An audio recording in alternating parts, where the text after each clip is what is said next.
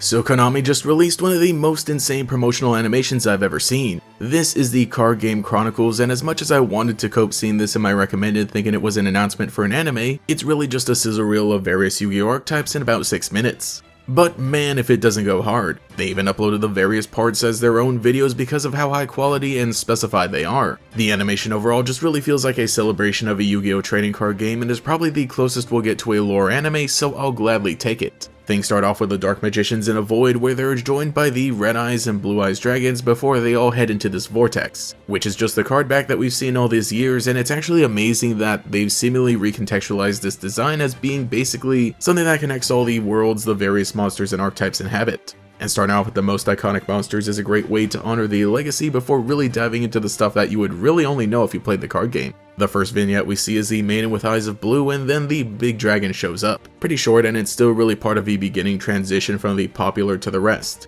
Then we see all these spirit charmers all showing their mastery over the elements with each of their familiars at their sides. I do love that as our casting we see the spell circle being used. It's some nice little synergy throughout the rest of the series. But it's really cool actually seeing them show their control over the elements in animation aside from just these still card images. Dark and Lina even pop up at the end, so we get to see all 6 attributes. Then Ice Barriers even get a cameo as we see Daisojo and several other members releasing Trishula from its icy prison. Considering that this is one of the first dual terminal archetypes, I would have liked to see a little more of it, but I guess that's alright because the transition of the ice breaking into just the Melfies all having fun in their forest is the exact tonal whiplash that's appropriate for the variety in the trading card game.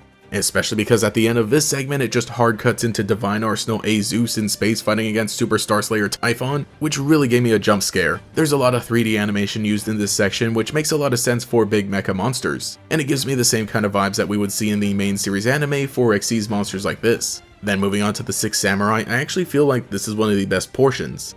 Really showing off a lot of monsters and bringing in something new with the stylized dust effects flying everywhere. Getting to see everyone in motion and in battle also better shows how they aren't just a bunch of regular samurai, but a lot of them have mechanical weapons and armaments. I feel like each vignette demonstrates how any one of these archetypes could just be their own anime series. Also, I failed to mention at the beginning, but a remix of Passionate Duelist actually plays for the entirety of this animation, and it changes style for each world, so it was most noticeable here when it's played with traditional Japanese instruments. It just sounds so good.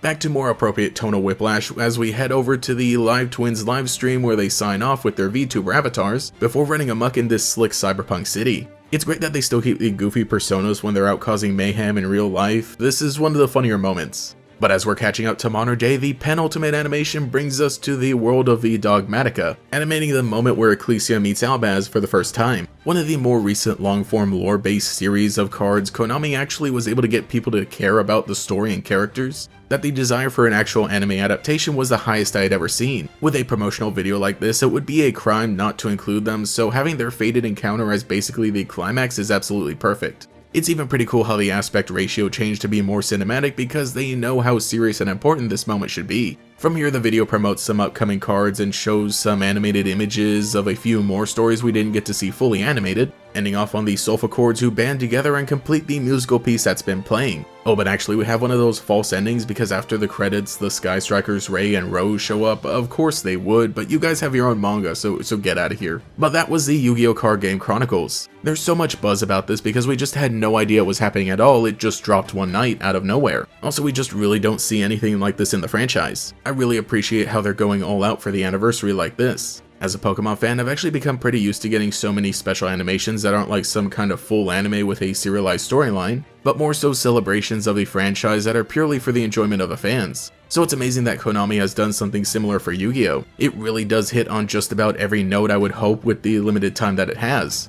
I wouldn't expect them to jump right into a full anime series of card lore even though that's exactly what we want, but I'm really surprised they did anything at all. Though if we're talking about wish lists and what I would actually want, I would totally support an anthology series. Basically every archetype that was shown in this animation could just be a 20-minute episode each and I would be satisfied. But as a way to start off the year for the Yu-Gi-Oh franchise, this was the perfect video to do just that. They've really stepped up things with their presentation as of late. So let me know what you thought about this animation and which one was your favorite.